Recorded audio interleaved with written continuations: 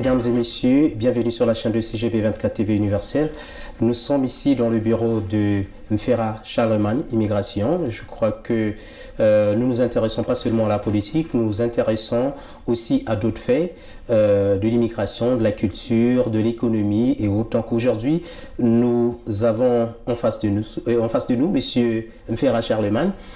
C'est un homme qui est connu ici à Montréal et partout dans le monde aussi pour ses services d'immigration, pour tous les continents du monde, parce que c'est un monsieur qui travaille avec toutes les nationalités du monde. Mais je pense que dans la présentation, je vous laisserai certainement lui-même de nous dire un peu plus sur lui et sur sa compagnie. Alors bonjour monsieur Mfera. Bonjour monsieur.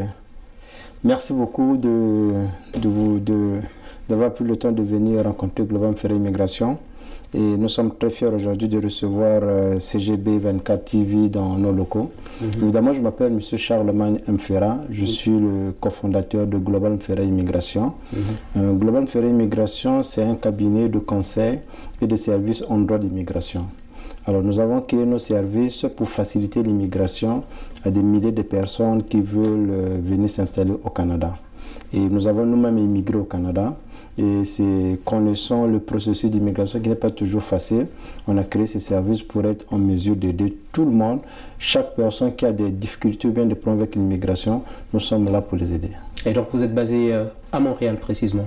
Nos bureaux sont à Montréal. Nous sommes également dans beaucoup de pays dans le monde. Nous sommes en Ukraine, en Russie, en Martinique, au Congo, au Brazzaville, nous avons la représentation.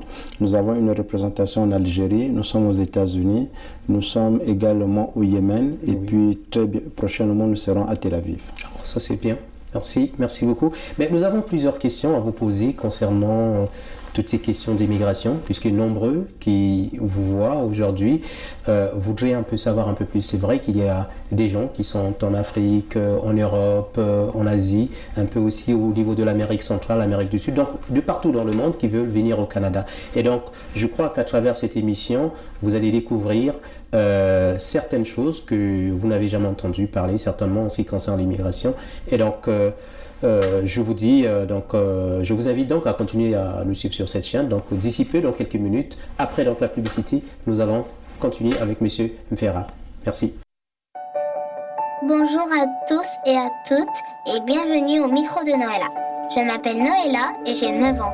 Je suis née en Chine, dans la province de Hubei, dans la ville de Suzhou. Ma mère est canadienne d'origine chinoise. Mon père est canadien d'origine congolaise et en particulier le Congo-Brazzaville. J'ai aussi un petit frère et une petite sœur adorables. Mon rêve à moi, c'est de devenir journaliste pour une grande chaîne de télévision. Je parle français, anglais et mandarin. J'adore m'amuser. J'aime beaucoup les belles robes de princesse et les milliers de couleurs pour dessiner tout ce qui me vient à l'esprit. Alors bienvenue dans mon monde. Avec mon micro, je vais commencer à vivre mon rêve. La meilleure manière d'apprendre, c'est de poser des questions. La meilleure manière de comprendre, c'est de s'interroger, réfléchir, enquêter, penser par soi-même, s'inspirer des autres, des petits comme des grands. Aujourd'hui, dans quelques minutes, je serai au parc Tolhurst, ambiance pique-nique familiale. Je vais en profiter pour en savoir plus sur ces mots magiques. Ces mots qui ont une signification profonde, je demande à chacune des personnes que je croise quel est leur mot préféré. Ce sont des mots qui nous rappellent ce qui est vraiment important dans la vie. Merci d'avance pour tous vos encouragements et vos commentaires. Merci à tous ceux qui croient en moi et qui me soutiennent déjà. Et à très bientôt. Alors, Monsieur Mfera, nous avons plusieurs questions à vous poser concernant la procédure d'immigration. Et la première question que nous avons, parmi les thèmes que nous avons choisis, c'est l'immigration permanente. Qu'est-ce que vous entendez par là, exactement? Je vous remercie pour votre question. Avant de parler de l'immigration permanente, nous devons d'abord comprendre que le Canada, c'est un pays d'immigration. Le pays est basé sur l'immigration. Et le Canada est aujourd'hui un des pays dans le monde là où une nouvelle personne qui arrive est appelée nouveau. Il est un nouveau résident au Canada. Et quand on arrive, on est les bienvenus au Canada parce que c'est ce qui fait la culture, la richesse du Canada. Alors, quand on parle d'immigration permanente, il faut d'abord reconnaître que le pays a différentes catégories d'immigration. Nous avons la catégorie permanente, qui est l'immigration économique, que souvent des gens viennent. C'est des travailleurs qualifiés, ça peut être les gens d'affaires, ça peut être des personnes qui ont été parrainées par les membres de leur famille. Alors, quelqu'un qui a la résidence permanente au Canada, c'est une personne qui est autorisée à habiter au Canada, à travailler au Canada, à bénéficier de toutes les opportunités que le Canada peut offrir et par la suite demander la citoyenneté. C'est celui-là qu'on appelle immigrant permanent. Et est-ce que vous travaillez aussi avec, parce que vous avez cité une catégorie des immigrants, vous avez parlé des travailleurs qualifiés, vous avez parlé, pas les étudiants ne sont pas des travailleurs permanents, mais ils peuvent les devenir après, je crois, une procédure que vous allez nous expliquer. Qu'en est-il des étudiants ou soit encore des réfugiés? Bon, on va aller pas à pas. On commence d'abord avec les étudiants parce que nombreux qui viennent aussi pour les études veulent rester ici, veulent avoir un peu toutes ces opportunités que leur présente le Canada. Comment ça se passe à ce niveau-là? Pour ce qui est des études au Canada, le Canada est parmi les pays au monde qui offrent la possibilité à de nombreux étudiants internationaux de venir sur son territoire et d'apprendre et de bénéficier des infrastructures que nous avions au niveau de l'enseignement. Chaque année, nous recevons des milliers d'étudiants qui viennent de partout dans le monde. Alors, comme je dis toujours aux clients, que ce soit l'immigration permanente, que ce soit l'immigration temporaire, il faut prendre ça comme un projet. L'immigration ne fonctionne pas comme nous on dit souvent un topo, que je donne l'argent, demain le visa sort. C'est un processus d'immigration. Alors nous avons mis en place nos services justement pour accompagner les personnes qui sont intéressées par le Canada, que ce soit par les études, vraiment de passer la procédure de façon professionnelle.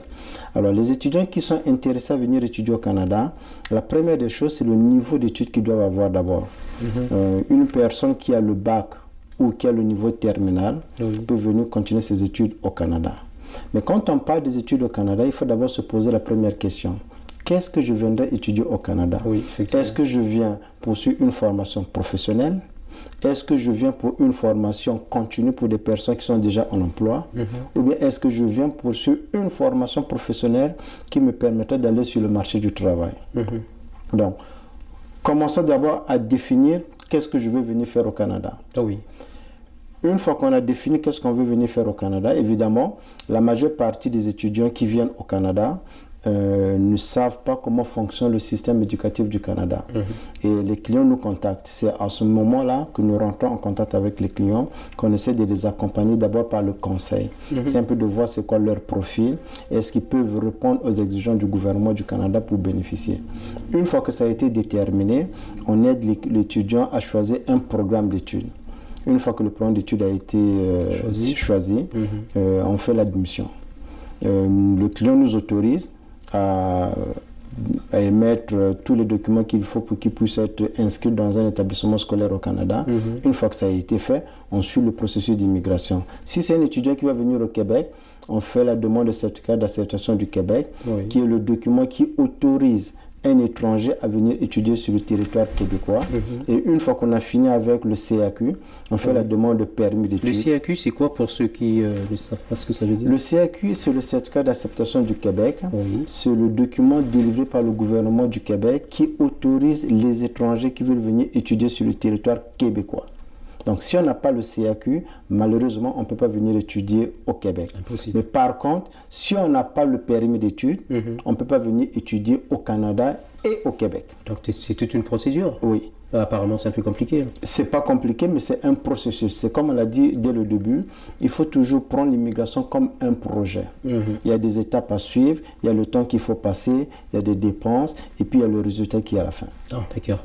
Et concernant les étudiants, parce que vous avez été en Europe, vous avez été un peu partout dans le monde aussi, mais quand on voit un peu ce qui se passe au niveau de la France, particulièrement lorsque les étudiants les étudiants étrangers, ils vont pour les études, après avoir fini les études, c'est quand même un peu impossible pour eux de rester en France, donc ils doivent rapidement rentrer chez eux s'ils n'ont pas soit la résidence permanente ou soit encore le permis de rester ou de travailler. Alors, lorsqu'on essaie un peu de comparer ces deux pays-là, quelle est votre analyse par rapport à cette situation où au Canada, les gens peuvent venir et puis une fois fini les études, nombreux y restent, lorsque le gouvernement québécois leur donne ces possibilités-là. C'est quoi la différence à ce niveau-là entre ces deux pays? D'abord, il faut comprendre que le système nord-américain est différent du système européen.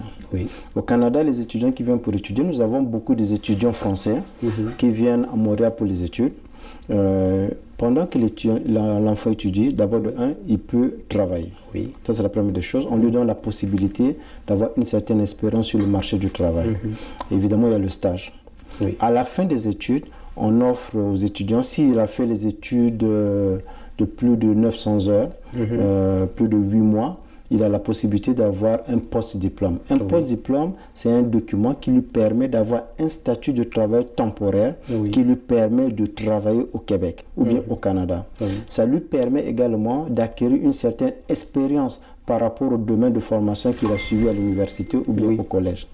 Maintenant, une fois que l'étudiant a travaillé pendant au moins 12 mois, s'il est éligible, il peut bénéficier au programme que nous avons qui permet de transformer la résidence temporaire en résidence permanente. Pour le Québec, on appelle ça le PEC, c'est-à-dire le programme de l'expérience québécoise. On base bien le PEC.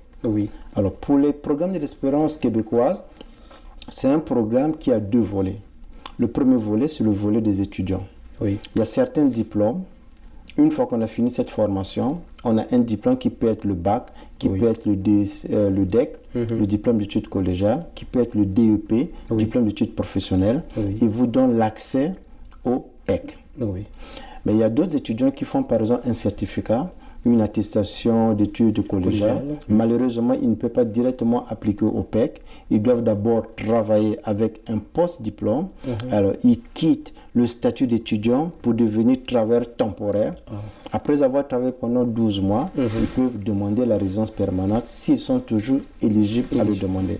Maintenant, pour ce qui est du reste du Canada, nous avons ce qu'on appelle l'expérience canadienne. C'est-à-dire les étudiants qui ont fini, s'ils sont éligibles, évidemment, ils peuvent demander également la résidence en passant par ce programme. Donc le Canada donne la possibilité d'abord aux étudiants, 1, d'être en contact sur le marché du travail, 2, de pratiquer les connaissances, 3, d'aller pour avoir plus de compétences qui permettent, soit ils veulent rentrer dans leur pays, ou bien de rester au Canada pour travailler. D'accord. Alors, nombreux choisissent souvent la province du Québec pour les études et aussi pour l'immigration. C'est vrai qu'il y a des gens qui vont dans les zones anglophones du Canada, mais ce qu'on a remarqué, c'est que la plupart des gens qui parfois immigrent dans les provinces anglophones du Canada finissent toujours par venir au Québec. Quels sont les avantages que la province du Québec présente par rapport à d'autres provinces du Canada en matière d'immigration? Merci pour votre question. Alors, le Québec, c'est d'abord une des provinces du Canada. Nous en avons 10 et puis 3 territoires. C'est la seule province du Canada là où on parle le français, qui est la langue officielle. C'est la langue qui est reconnue. C'est sûr que le Canada, c'est un pays bilingue, mais au Québec, on parle français. Alors, c'est la seule province également en Amérique du Nord, là on peut profiter. On est en Amérique du Nord, mais on travaille et puis on parle français. Alors, les gens viennent au Québec d'abord de 1, par l'attrait que le Québec offre concernant son immigration. Il a un programme d'immigration qui est très souple, qui est basé sur certains critères qu'on pourra en discuter un peu plus tard. Et en plus de ce programme d'immigration, le Québec a beaucoup d'accords avec des pays comme la France. Nous avons beaucoup d'étudiants français ou bien des travailleurs de la France qui viennent ici, parce qu'il y a des ententes qui existent entre le Québec et la France. Évidemment, pour beaucoup de pays africains qui sont des francophones, les gens viennent au Québec directement, c'est pour continuer à étudier, bien à travailler en français. Donc c'est ce qui fait que le Québec a une certaine cote par rapport à d'autres provinces. Et en passant, je dirais que c'est la deuxième province la plus peuplée après l'Ontario. Donc le Québec fait à peu près 8 habitants. C'est énorme.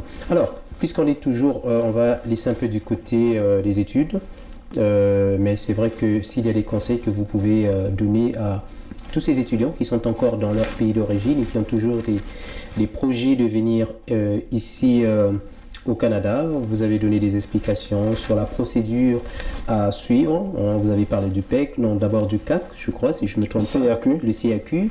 Vous avez parlé aussi du PEC. Donc, vous écoutez, vous avez entendu ce que M. Mfera vous a dit. Donc c'est sûr que préparez-vous pour la procédure et donc si vous avez besoin d'informations à ce sujet, vous pouvez toujours contacter M. Mfera. Vous allez voir un peu sur le lien qui va défiler en bas son adresse ou soit encore son site internet et son adresse et numéro de téléphone. Donc toutes ces coordonnées pour les contacter pour ces genres de projets. Alors moi j'ai une question concernant un peu avant, je sais qu'on va discuter un peu des réfugiés, on va discuter un peu de tous ces problèmes, mais je vais revenir un peu sur la question des résidents permanents. Ceux qui veulent venir ici en tant que résidents permanents, quels sont les critères de sélection? Parce que nombreux, on sait que parfois certaines personnes ont le niveau secondaire, ce qu'on appelle par le lycée dans leur pays, mais qui ont une expérience professionnelle et qui veulent aussi venir ici, mais qui n'ont jamais, qui ont peur de voir un peu dans ce sens comment ce qu'il faut faire. Alors, quels sont les critères de sélection pour ces personnes? Parce que tout le monde veut en savoir un peu plus par rapport à ça. Alors, pour ce qui est de la résidence permanente, nous savons que le Canada, c'est un pays de droit. Oui. Un pays de droit qui a des critères bien définis par rapport à la loi de l'immigration et son application dans le règlement de l'immigration et de la protection des réfugiés. Ce qui revient à dire que l'immigration n'est pas faite pour satisfaire des personnes qui sont à l'extérieur du Canada. L'immigration est encouragée pour répondre à certains besoins que le pays en a actuellement. Si nous parlons du Québec, c'est le besoin d'abord de la population. La population est de plus en plus vieillissante. On a besoin de nouvelles personnes. On a besoin de gens qui viendront travailler pour continuer à faire des efforts qui ont été déjà fournis par rapport à l'économie. Nous avons besoin de conserver la langue française, qui est la langue parlée au Québec. Donc voilà pourquoi le Québec s'ouvre pour l'immigration. Maintenant, concernant les critères de sélection, c'est sûr que tout un pays qui met en place une politique d'immigration doit définir certains critères. Ce qui est avantageux et très bon pour le Québec est que le système d'immigration est non discriminatoire. Je vais expliquer. Ça veut dire qu'une personne qui se trouve en France ou bien en Afrique, les critères de sélection s'appliquent à tout le monde de la même façon. De façon égalitaire. Donc, il n'y a pas à dire parce que je suis en France ou bien je suis en Afrique que ça ne peut pas s'appliquer de la même manière. Alors, les travailleurs qualifiés, ce sont des personnes qui viennent au Canada ou bien au Québec pour occuper un emploi. Donc, ce sont des personnes qui doivent avoir d'abord minimum une année d'expérience de travail. Côté éducation, minimum avoir le bac. Évidemment, il y a des critères comme on l'a dit. Du bac, parce que il y a ici au Québec, on appelle le bac, lorsque vous obtenez un diplôme après 4 ans d'études universitaires, c'est ce qu'on appelle par le bac ici au Québec. Je parle du bac dans le système francophone. C'est-à-dire le système français, pas francophone, mais le système français. C'est-à-dire après le lycée, qui est sanctionné par un bac qui vous permet d'aller à l'université. En ce moment, vous êtes éligible, votre diplôme peut avoir des points. En fait, le système fonctionne avec les critères qui sont les suivants. Le premier critère, c'est le niveau d'études. Le deuxième, c'est le domaine de formation. Si vous avez le niveau et que vous avez le domaine, vous accumulez les points. Et il y a l'âge. De 18 ans à 35 ans, vous avez le maximum des points. Et à partir de 36 ans, vous perdez les points. Vous avez également l'expérience de travail. Vous aviez le test de français, que ce soit l'anglais ou bien le français qu'il faut passer. Et puis vous avez la composition de votre famille. Si vous avez des enfants, ou bien vous êtes célibataire, vous êtes monoparental, ou bien vous êtes avec votre épouse. Et nous avons également la capacité financière. Donc ces critères associés vous donnent un certain pointage qui vous permettra de passer le seuil. Que ce soit pour, par exemple, pour le Québec, 49 pour des gens qui sont seuls. Et au niveau du fédéral, il y a également le pointage. Ils ont un système qu'on appelle entrée express. Donc les personnes sont sélectionnées par rapport à l'entrée express. Au Québec, on a mis en place ce qu'on appelle mon projet Québec. Donc c'est au travers de mon projet Québec où on peut vous sélectionner. Maintenant, ce qu'il faut reconnaître ici, que j'aimerais souligner, est que quand vous êtes dans un projet d'immigration, c'est bien beau, on veut venir au Canada. La première des choses à faire, c'est de s'informer. Qui peut m'accompagner dans ce processus? Est-ce que c'est un spécialiste? Au Canada, nous avons des spécialistes qui peuvent vous accompagner dans ce processus. Ça peut être des consultants en immigration, Ça peut être des avocats, ça peut être des notaires, ça peut être des personnes qui sont autorisées, qui travaillent sous un consultant ou bien un avocat. Ce sont des personnes qui ont une accréditation pour accompagner les clients dans leur processus d'immigration. Donc, on ne commence pas à payer l'argent à gauche, à droite, à la première personne qu'on voit. On prend l'information de la personne qui est supposée nous aider, vérifier. Est-ce que cette personne est autorisée? Est-ce que cette personne est au Canada? Une fois qu'on a vérifié cette information, on signe un contrat avec la personne. Une fois qu'on a signé le contrat, là où tout est mentionné, quelles sont les responsabilités du conseil, quelles sont les responsabilités du client, c'est en ce moment on peut se lancer dans l'aventure que nous on appelle l'immigration, qui finira par le visa de résidence permanent. Donc voilà grosso modo comment fonctionne. Depuis un certain temps, il y a eu beaucoup de changements qui ont été apportés pour la résidence permanente, l'immigration permanente, notamment au niveau du Québec. Par le passé, la demande de certificat de sélection du Québec se faisait sur papier. Alors, depuis beaucoup d'années, il y a eu beaucoup de discussions qui se sont faites, beaucoup de consultations, que ça prenait beaucoup de temps. Donc, le gouvernement a voulu réduire le temps de traitement des dossiers pour que les personnes viennent le plus vite possible au Canada ou bien au Québec. Donc, on a mis en place ce qu'on appelle mon projet Québec. Toute personne intéressée par le Québec doit d'abord s'inscrire. Maintenant, à la période autorisée, on pourra maintenant soumettre notre dossier. Si vous avez été retenu parmi le nombre de personnes qu'on en a besoin, dans ce cas, on vous envoie un email qui vous demande de déposer les documents qu'il faut dans les 90 jours et puis vous continuez votre processus d'immigration. Ah, d'accord. Ça, c'est bien. Vous avez écouté M. Mfera Charlemagne de Mfera Global Immigration. Et je crois bien que pour les attentes, pour les questions que vous m'avez posées et que vous avez voulu savoir, vous avez écouté auprès de M. Ferrat. Mais j'ai une question concernant un peu la durée de la procédure, parce qu'on a remarqué que ce n'est pas la même chose selon les continents.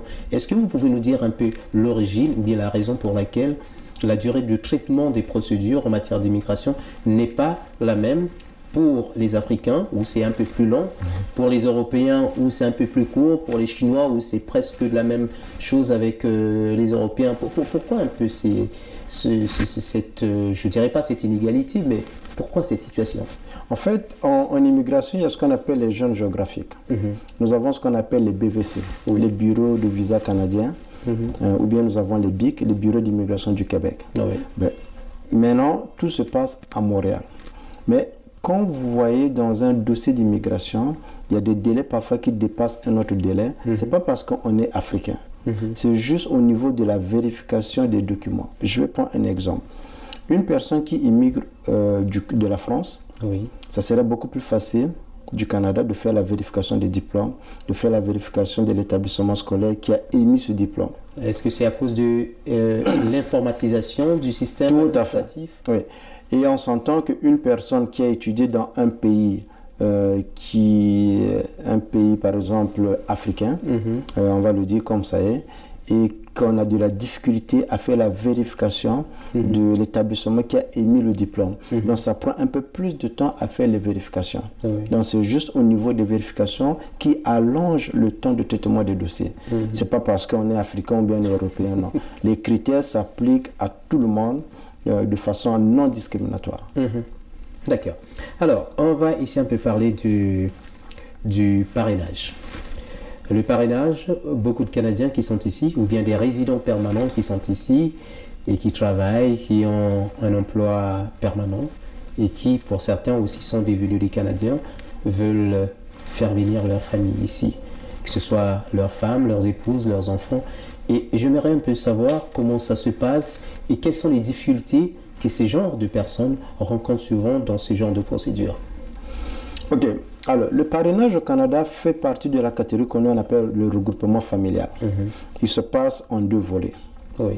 Nous avons des gens qui sont à l'extérieur du Canada et nous avons des conjoints de fait ou bien des épouses qui sont au Canada. Si je prends des personnes qui sont à l'extérieur, c'est-à-dire un résident permanent ou bien un citoyen canadien qui a plus de 18 ans, va à l'extérieur, il rencontre une âme sœur, il se marie, ou bien il fait un enfant à l'extérieur. Dans ce cas, l'enfant, s'il est citoyen canadien, l'enfant sera citoyen canadien.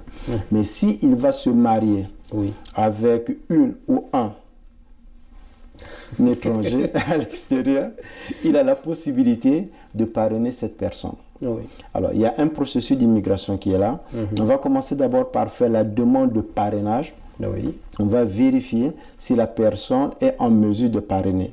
Évidemment, il y a certains critères qu'il faut respecter. La première des choses, il ne faut pas être sur le bien-être social. Il ne faut pas avoir la dette de la couronne.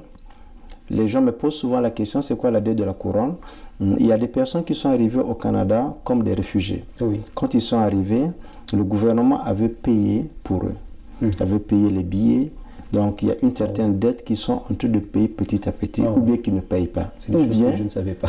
Oui, il y a des personnes qui, par le passé, ont été renvoyées du Canada par une mesure de renvoi, et que le temps est passé et l'interdiction a été levée et que les personnes reviennent au Canada, ils ont une dette. Donc, des personnes qui ont une dette envers le Canada, je ne parle pas des cartes de crédit, je ne parle pas du financement de la voiture, mais je parle plutôt de la dette. Donc, si vous avez cette dette-là, malheureusement, vous ne pourrez pas parrainer. Jusqu'à ce que la dette soit payée ou bien qu'il y ait eu des ententes qui sont prises pour qu'on puisse prendre des échéances de paiement. Donc, ce n'est pas définitif. Hein. Oui, ce n'est pas définitif. Maintenant, une fois que le gouvernement fédéral a vérifié, pour des personnes qui veulent venir au Québec, par exemple, le processus est différent de ceux qui vont à l'extérieur du Québec. Pour ceux qui viennent du Québec, on fait d'abord la vérification de la personne qui va vous parrainer. Si c'est votre femme, on va vérifier votre femme. Est-ce qu'elle respecte les exigences qu'on vient de mentionner? 2. Est-ce qu'elle a un statut au Canada? Ce n'est pas parce que je suis au Canada, que je suis parti à l'extérieur, je suis revenu, que je peux parrainer. Peut-être je suis étudiant. Je ne sais pas. Donc, on vérifie d'abord le statut de la personne. On vérifie si la personne a déjà des engagements de parrainage. Parce que l'engagement de parrainage, quand on engage un processus de parrainage, c'est pour 3 ans pour un époux. Donc, si la personne n'a pas d'engagement de parrainage, dans ce cas, la personne sera autorisée à parrainer sa femme ou bien son conjoint.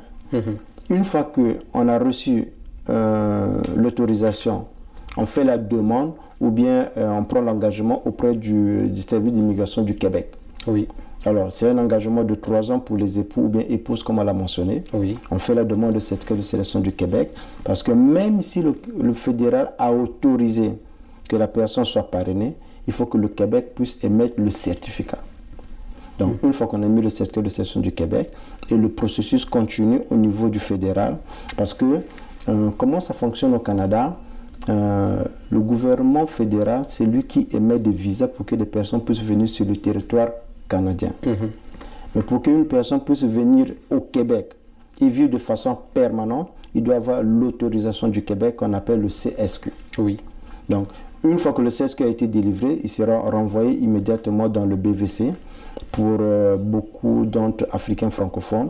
Le BVC qui s'occupe de la zone géographique Afrique francophone, souvent c'est Dakar. Oui. Donc ils vont envoyer à Dakar et Dakar va faire la vérification médicale, il va faire la vérification sécuritaire. Si la personne a un casier judiciaire, malheureusement, la personne ne pourrait pas venir au Canada. Oui. Mais si la personne n'a pas de casier judiciaire, il y aura un visa qui sera émis, après la visite médicale bien sûr, et la personne pourrait venir. Le problème que nous rencontrons et ce que nous avons remarqué, souvent c'est quand les personnes font le parrainage, oui, et les personnes qui sont à l'extérieur ne déclarent pas tous les membres de la famille. Ah. Ou bien, ils en déclarent un peu plus. J'explique. Au Canada, membres de la famille, c'est papa, maman, les enfants, père, grand-père. Les cousins, les cousines, les tantines, les sœurs, tout ce monde, ce n'est pas les membres de la famille. Ah, oui. Au terme de l'immigration. Oui. Ça ne veut pas dire que parce que je viens au Canada, mes frères ne sont plus les membres de ma famille. Non. Par rapport à l'immigration, c'est le noyau familial. Oui. Donc, papa, maman, les enfants, père, grand-père. Il arrive que les personnes ne déclarent pas tous les enfants. Oui. Un exemple, je vais prendre. Monsieur X qui habite en Afrique avait un enfant qui, quand il avait 19 ans, et cet enfant vit avec sa mère. Oui. Madame Y, qui est résidente permanente au Canada, va aller en Afrique, elle va rencontrer le monsieur, il y a l'amour qui est là, et il y a l'intercelle, il se marie. Oui. Madame parraine monsieur. En parrainant monsieur, monsieur oublie de déclarer l'enfant qu'il a eu quand il était encore tout jeune. Monsieur arrive au Canada, monsieur a la résidence permanente et tout se passe très bien pour lui. Oui. Il a même la citoyenneté. Là, il se souvient qu'il avait un enfant. Et que cet enfant a moins de 19 ans et l'enfant n'a pas été déclaré. Et monsieur veut maintenant déclarer l'enfant. Qu'est-ce qu'il faut faire devant ce genre de situation? Alors, c'est des situations un peu compliquées en immigration parce que l'enfant n'a pas été déclaré, donc l'enfant n'est pas reconnu comme l'enfant de la personne qui veut parrainer. Donc, l'enfant est exclu du regroupement familial. Mais ça ne veut pas dire que la porte est fermée. Donc, dans ce cas, s'il faut maintenant contacter un spécialiste en immigration, faire le dossier ensemble, il y a de fortes chances qu'il y aura un refus dans ce dossier. Mais quand il y a un refus, dans ce cas, on peut faire un appel. Oui. On va nous donner la possibilité d'expliquer pourquoi cet enfant n'a pas été inclus quand on avait fait le document de parrainage. Ça, c'est dans le cadre du parrainage à l'extérieur du Canada. Mais il peut arriver qu'un étudiant qui est au Canada, ou bien un visiteur, ou bien une personne qui se trouve au Canada, pour des raisons X, n'a plus de statut. Oui. Et cette personne rencontre une citoyenne canadienne, ou bien un citoyen canadien, ou bien un résident permanent du Canada, il se marie au Canada. Dans ce cas, la loi de l'immigration permet à ce que cette personne qui est soit étudiant, soit travailleur temporaire, soit visiteur, soit sans papier, de le parrainer à l'intérieur du Canada. Alors, s'il est parrainé à l'intérieur du Canada, on suit également la même procédure, c'est-à-dire qu'on inclut tous les membres de la famille, les enfants qui sont à l'extérieur. Parce que si on oublie, on revient sur le même cas qu'on venait d'avoir tout à l'heure. Maintenant, une fois que la demande a été faite, si c'est pour le Québec, on demande le certificat de sélection du Québec. On commence d'abord par la vérification de la répondante, le certificat de sélection du Québec, et puis on demande le visa la résidence permanente. Maintenant, les difficultés que nous avons à ce niveau-là, si le mariage n'a pas été authentifié, c'est-à-dire que ce n'est pas un mariage authentique, c'est-à-dire un mariage blanc, ok, il y a un refus. Et quand il y a un refus dans un mariage blanc, on appelle ça le R4, c'est-à-dire que le mariage a été contacté dans le but d'avoir un statut au Canada, on ne peut pas faire un appel. C'est là on a besoin d'aller à la Cour fédérale pour faire un contrôle judiciaire et chercher à casser la décision. C'est une longue procédure en plus. C'est une autre procédure qu'il faut prendre en ce moment. J'avais une question tout à l'heure lorsque vous parlez de la vérification médicale pour les gens de famille qui ont oublié d'inclure ou bien de faire la déclaration de leur enfant pour le cas de la personne qui à l'époque était encore jeune, a eu un enfant. Et moi je me pose un peu la question de savoir, est-ce qu'il n'est pas possible, est-ce qu'il vous arrive pas parfois de faire le test de l'ADN pour prouver réellement que c'est son fils et que le test de l'ADN puisse constituer au moins un élément de preuve pour faire avancer le dossier? Oui. La preuve de l'ADN peut être demandée à tout moment. Je prends un exemple. Supposons que la personne a déclaré les enfants. Mais l'agent peut avoir des doutes, peut dire que ce ne sont pas vos enfants. Il peut demander le test de l'ADN. Mais dans le cas où nous avons pris que le monsieur n'avait pas déclaré l'enfant, qu'est-ce qui va arriver? La demande sera refusée et il y aura un appel qui sera fait. C'est au niveau de l'appel pour démontrer dans quelles circonstances cet enfant n'a pas été déclaré. Je prends un cas, il y a beaucoup de cas qui arrivent. Supposons que la personne a fait un enfant, que pour des raisons X, la maman et l'enfant sont partis dans un autre pays. Et que le papa ne savait même pas que la fille était enceinte. Ça peut arriver. Et que monsieur est devenu citoyen canadien, qui habite au Canada, et que sa femme, l'ex-copine ou femme, sur Facebook, va apprendre que tel monsieur est devenu citoyen canadien, il habite au Canada, et qui va expliquer à son enfant, mais tiens, mais c'est ton père, qui va expliquer la procédure, que vraiment c'est lui, j'ai eu, on a fait cet enfant, c'était l'aventure, c'était l'enfance, tout ça là. Et que l'enfant veut rentrer en contact avec son père, et que l'enfant n'a pas été déclaré. Mais on ne peut pas dire que ce n'est pas son enfant. Oui. Voilà pourquoi il y a ce qu'on appelle une audience. Voilà pourquoi il y a ce qu'on appelle l'appel. On fait un appel et à l'audience, on demande dans quelles circonstances on n'a pas pu déclarer cet enfant. Et on fait le test d'ADN pour confirmer, évidemment, c'est mon enfant. Et on évoque des considérations humanitaires. Est-ce que ça ne constitue pas parfois une source de problème pour les résidents permanents ou résidentes permanentes qui ont déjà contracté les contrats de mariage ici et que, une fois étant informés de cette situation, que vous avez par exemple un enfant à l'étranger, est-ce que pour l'époux ou l'épouse qui est ici au Canada, de ce monsieur, est-ce que ça ne pourrait pas constituer un autre problème ou bien d'autres problèmes? En fait, il n'y a pas un problème si la personne, le mariage a été fait de bonne foi. Si c'est des mariages blancs, évidemment, c'est interdit. On enfreint la loi, on essaie de contourner la loi. Ce n'est pas acceptable. Le Canada a des politiques et des procédures d'immigration qui sont claires. Maintenant, si jamais, dans un cas de parrainage, le visa a été refusé et qu'on ne peut pas parrainer cette personne, vous avez le choix. Soit vous partez vivre avec cette personne dans son pays, on n'a pas un autre choix, malheureusement. Alors, moi je vais poser certainement la dernière question concernant le mariage, puisqu'on va passer à d'autres thèmes. Qu'est-ce qui arrive, par exemple, pour les hommes? Nous savons que nous sommes ici au Canada et que le Canada, c'est un pays qui n'autorise pas la polygamie. Mais il arrive parfois que les résidents permanents, que le gouvernement canadien ou québécois reçoit ici, que ces personnes soient des gens qui ont déjà eu des mariages ou bien qui se sont mariés à l'étranger, surtout pour certaines cultures qui peuvent épouser 2 ou plusieurs femmes. Et que lorsque cette personne, en tant que résident permanent, se retrouve ici au Canada, et que cette personne veut parrainer, et cette personne vraiment veut parrainer sa famille, tous les membres de sa famille, qu'est-ce qui arrive devant ce genre de situations? Ce sont des situations un peu compliquées parce que au Canada, la polygamie n'est pas autorisée. Et quand nous remplissons, par exemple, les formulaires du processus de parrainage, il y a des questions qui sont posées. Il y a des questions qu'on va vous poser, par exemple, est-ce que vous avez été déjà dans une union de fait? Est-ce que vous avez été déjà marié à une autre personne? Si vous dites oui, ils vont vérifier avec votre répondant si au moment de votre mariage avec la femme actuelle ou bien le monsieur actuel, vous étiez encore l'épouse ou bien l'époux d'une autre personne. Si vous étiez l'époux ou bien l'époux d'une autre personne en ce moment, le mariage est caduc. Donc, vous êtes exclu du regroupement familial. Donc, pour se marier, il faut être célibataire.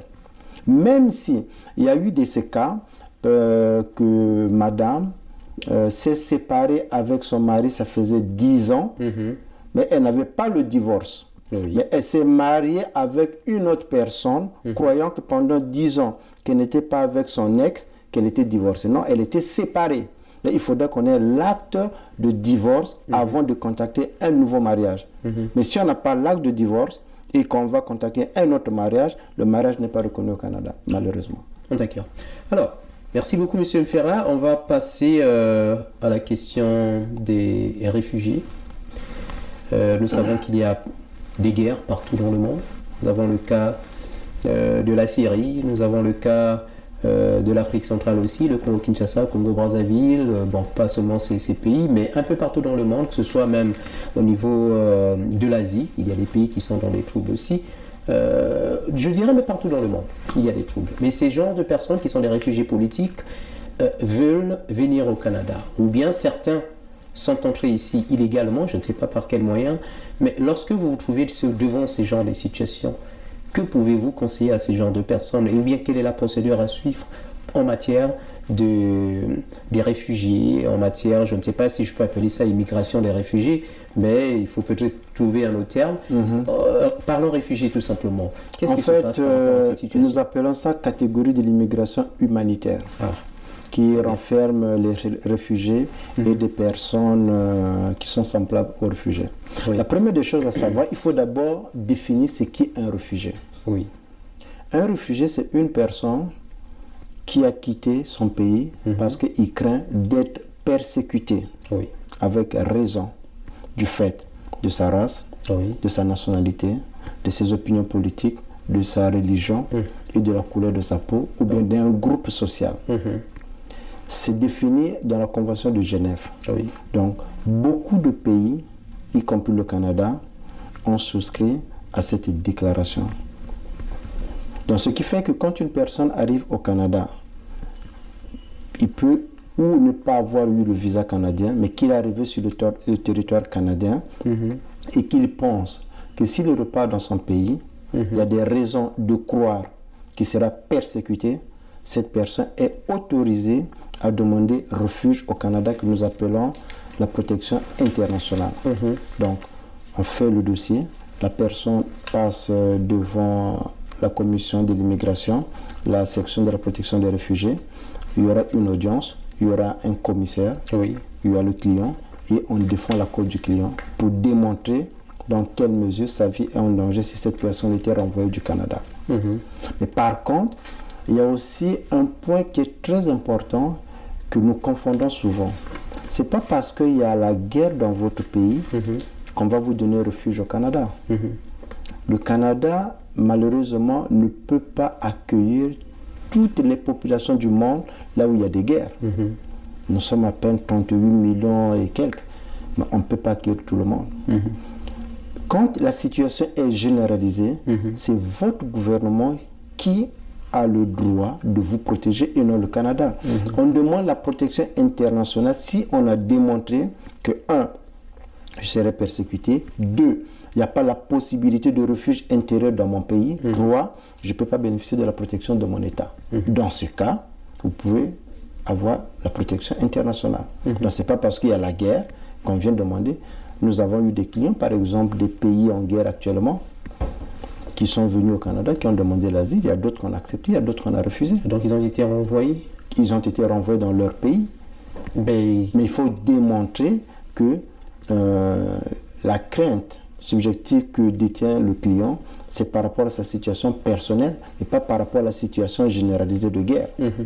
Mais qu'arrive-t-il parfois, parce qu'on a vu sur RDI, que ce soit à TVA, certaines familles ou bien certaines personnes qui ont été renvoyées dans leur pays d'origine, mais qui étaient dans des cas un peu désespérés, des cas de maladie par exemple, des gens qui étaient venus ici, mais qui étaient dans des maladies graves, et que s'ils rentraient dans leur pays, ils ne pouvaient pas avoir la possibilité de se faire soigner par rapport, en parlant en termes de technologie médicale. Ces personnes veulent rester ici pour continuer à se faire soigner et avoir le droit à la vie, comme on dit, comme disent certaines conventions. Mais il est arrivé que le Canada puisse envoyer ces genres de personnes. Alors, vous, en tant que spécialiste, expert en immigration, qu'est-ce que vous faites généralement pour ces genres de personnes, pour les sauver? Parce que ça, c'est aussi un cas humanitaire. Tout à fait. Ouais. Mais souvent, on n'a pas la bonne information à la source. Le Canada ne peut pas renvoyer une personne pour laquelle, si jamais la personne repartait dans son pays, la personne n'aura pas droit aux soins ou bien son état de santé ne permet pas que la personne reparte. Ça ne se fait pas de la sorte. Nous avons ce qu'on appelle le CH. C'est un programme qu'on appelle considération humanitaire. C'est une demande qu'on formule auprès du ministre pour demander que la personne reste ici pour des raisons qu'on vient de mentionner. Si jamais l'agent a pris la décision finale de renvoyer la personne, c'est parce qu'on a remarqué ou bien on a étudié le dossier, on s'est rendu compte qu'il n'y a pas de considération humanitaire. Parce que n'oubliez pas qu'il y a beaucoup de gens qui veulent profiter du système d'immigration au Canada. Nous sommes un pays de droit, nous sommes reconnus pour l'humanisme. Le Canada a des programmes que nous ne trouvons pas dans d'autres pays. Par exemple, la catégorie humanitaire. Nous protégeons des personnes qui ont peur de repartir parce qu'ils seront torturés. Nous allons un peu plus loin. Nous avons par exemple le cas des femmes battues, la violence conjugale. Les personnes sont protégées. Donc je ne pense pas qu'il faut directement conclure que parce que la personne a été retournée dans son pays et qu'on a pris connaissance qu'il n'y a pas les hôpitaux sophistiqués pour soigner la personne et on se permet de renvoyer la personne. Non. Il faut d'abord aller voir le cas. Qu'est-ce qui a été fait dans ce cas-là? Pourquoi la personne a été expulsée ou bien pourquoi la mesure de renvoi a été exécutée? Merci, Monsieur Ferra. Nous avons entendu parler en matière d'immigration un certain nombre de faits là où on parle du non-statut. J'aimerais un peu savoir, je suis un peu curieux de savoir Qu'en est-il, ou bien qu'est-ce qu'il en est de cette expression, ou bien qu'en est-il de cette situation-là, les non-statuts, c'est quoi exactement? Les non-statuts, en fait, ce genre d'expression par rapport à l'ordre d'immigration n'est pas défini, mais c'est plutôt des personnes qui n'ont pas de statut au Canada. Comment ça? Ça peut être un étudiant qui est venu au Canada pour les études, évidemment, et pour des raisons X, il n'a pas continué ses études, qui ne va pas à l'école et qui n'a pas pu renouveler à temps son permis d'études, et la personne se retrouve son statut au Canada. Et tant que la personne n'a pas été convoquée par l'agent de service frontalier pour discuter des mesures de renvoi, comment repartir dans son pays, la personne va rester au Canada. Ou bien, à moins que la personne se présente pour dire que je n'ai pas de statut, je veux repartir. Il peut arriver également des personnes qui sont venues au Canada comme des visiteurs, pour des raisons X, ils sont restés au Canada. Donc ce sont des personnes qui n'ont pas de statut au Canada. Parce qu'au Canada, vous devez toujours avoir un statut. Soit vous avez un statut d'étudiant, ou bien de demandeur d'asile, ou bien vous êtes résident permanent, vous êtes autorisé à rester ici. Donc c'est le genre de personnes qui n'ont pas de statut au Canada. Malheureusement, on en trouve beaucoup. Oh, d'accord.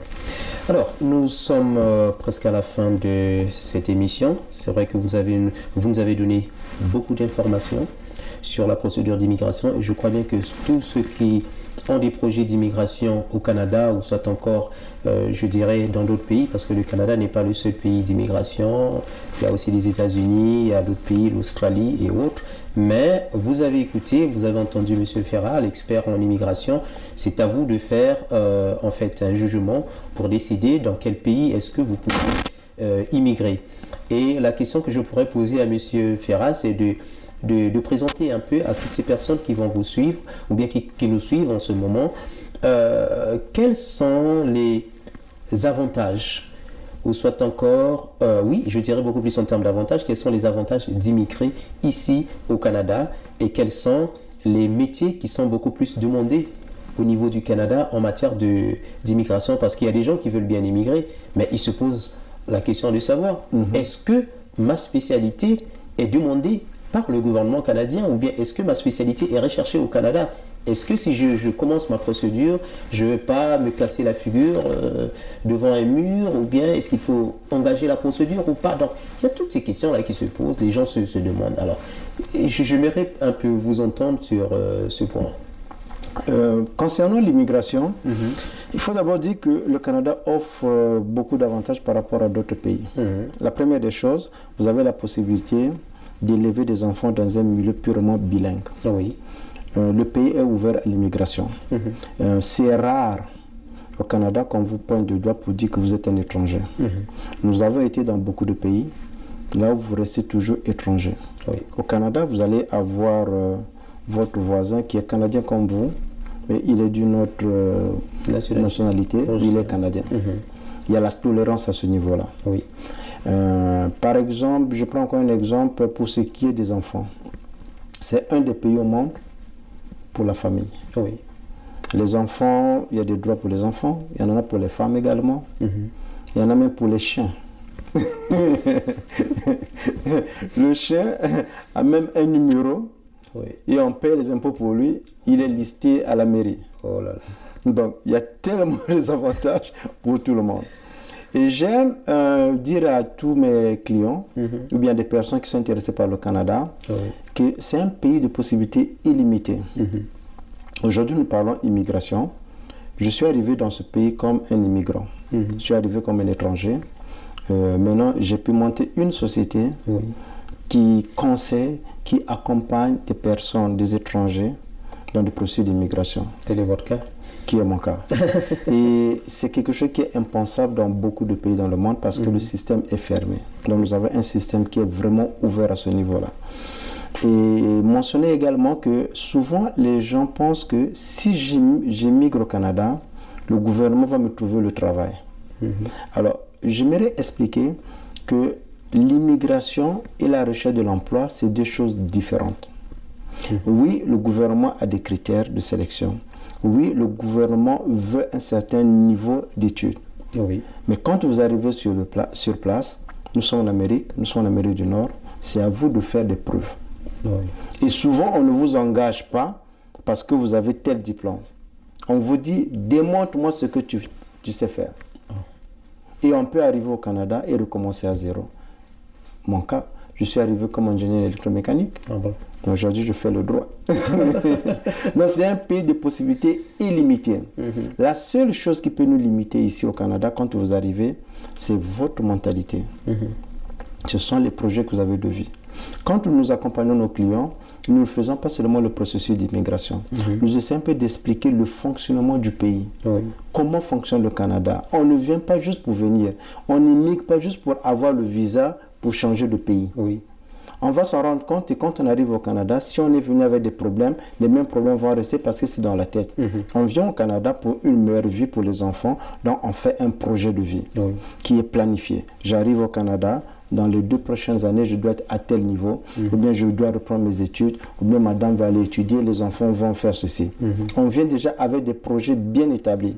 Et nous, dans notre accompagnement, nous essayons un peu d'accompagner le client, lui expliquer, lui donner un peu les modèles de fonctionnement au niveau du Canada, parce que quand on arrive, on est un peu déboussolé.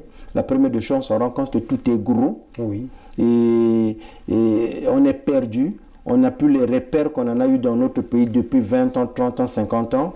Et puis le voisin qui est à côté, bien que c'est mon voisin, je peux le voir une seule fois par semaine.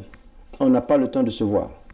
Donc, toutes ces informations, on essaie un peu d'accompagner le client, de lui donner ses conseils, de lui montrer un peu comment préparer son immigration. Évidemment, quand une immigration est bien présentée, bien préparée, ça évite des problèmes. Parce que un des problèmes, quand les personnes arrivent, c'est des problèmes au niveau de la famille, des problèmes avec des enfants. C'est des problèmes qu'il faut également voir en amont pour éviter qu'il y ait des dérapages quand les personnes immigrent au Canada. D'accord. Merci, mais une dernière question certainement, c'est concernant le problème d'intégration. Par rapport à votre expérience, les gens qui sont venus ici au Canada, que vous avez aidés à obtenir toutes ces opportunités que nous offre le Canada aujourd'hui, est-ce qu'ils arrivent parfois à bien s'intégrer dans la société québécoise ou canadienne de manière générale? Quelles sont les difficultés que ces personnes rencontrent en matière d'intégration? Quand une personne arrive de son pays au Canada, s'il a été accompagné par les services de Global Ferry Immigration, il a bénéficié du conseil. On lui a expliqué la réalité des choses, comment ça va se passer une fois au Canada. Et cette personne, s'il est bien préparé, quand il arrive, il a moins de problèmes d'intégration. Parce que l'immigration réussite dépend du milieu dans lequel on est tombé. Si vous avez été bien conseillé et que vous arrivez et vous voyez des personnes qui ont des projets, et ça vous stimule également. Mais si vous arrivez dans un milieu là où les gens qui vous ont reçu n'ont pas de projet, ça vous affaisse. Et vous avez l'impression que j'ai perdu. Mais il est pertinent de mentionner ici, si vous avez été directeur dans votre pays, ne vous attendez pas que comme vous allez arriver au Canada, le lendemain vous serez directeur. Ce n'est pas que c'est impossible, mais il faut s'attendre à un certain temps de démarrage. Quand on arrive au Canada, on recommence presque tout à zéro. On achète le lit, on achète les assiettes, on achète les fourchettes, on prend la maison, on apprend à connaître le pays, on apprend à connaître la ville.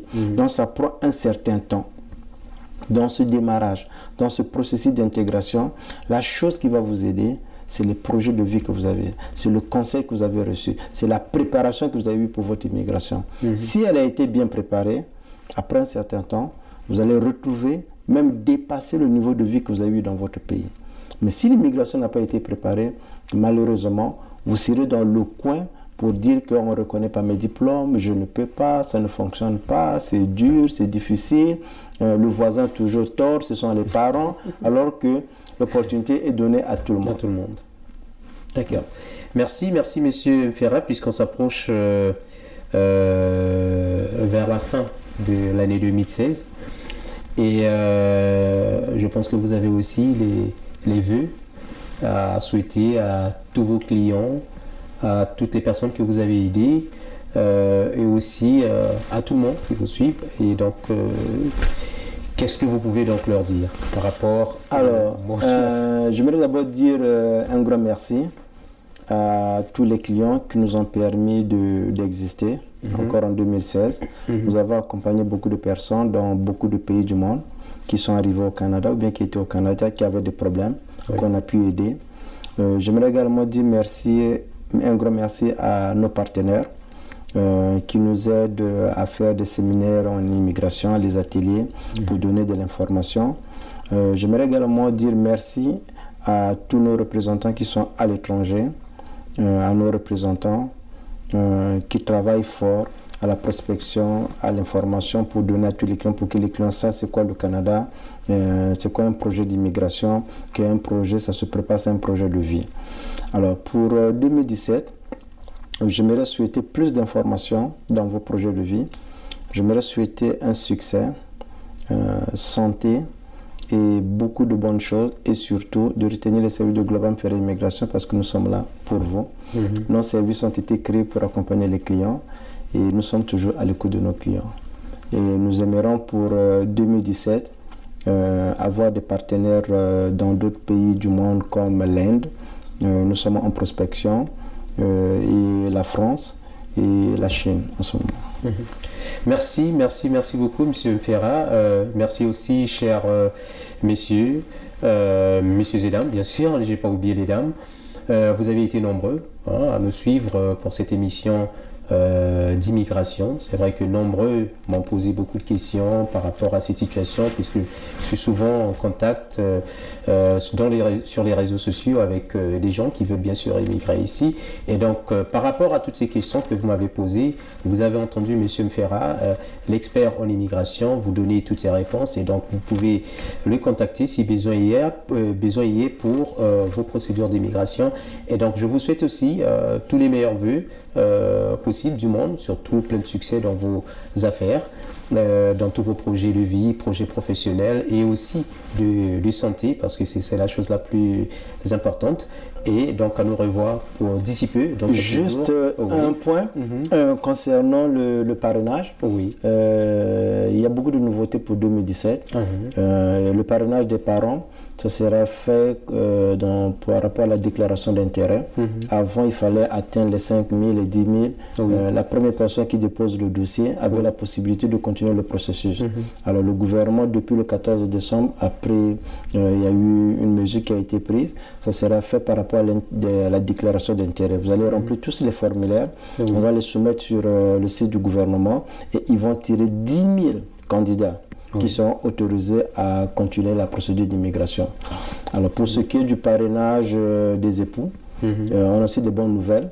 Le gouvernement va augmenter de 17 000 candidats et la procédure sera réduite jusqu'à 12 mois. Et puis on a facilité au niveau des formulaires, donc c'est beaucoup plus facile. Mais ça ne veut pas dire que il ne faut pas préparer le dossier.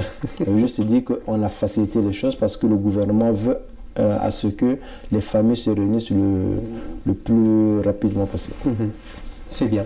Merci. Ça c'est un détail que j'avais oublié. Et heureusement que M. Ferra a bien su nous le rappeler. Et donc, une fois de plus, merci pour tous les auditeurs, tous les internautes plutôt, tous les internautes qui nous suivent. Et voilà, donc c'était ça. Et à nous revoir donc d'ici peu, dans quelques jours, en 2017. Et donc je vous souhaite une très bonne nouvelle année et bien de choses à vous et à tout le monde. Voilà. Merci et à nous revoir prochainement. Au revoir.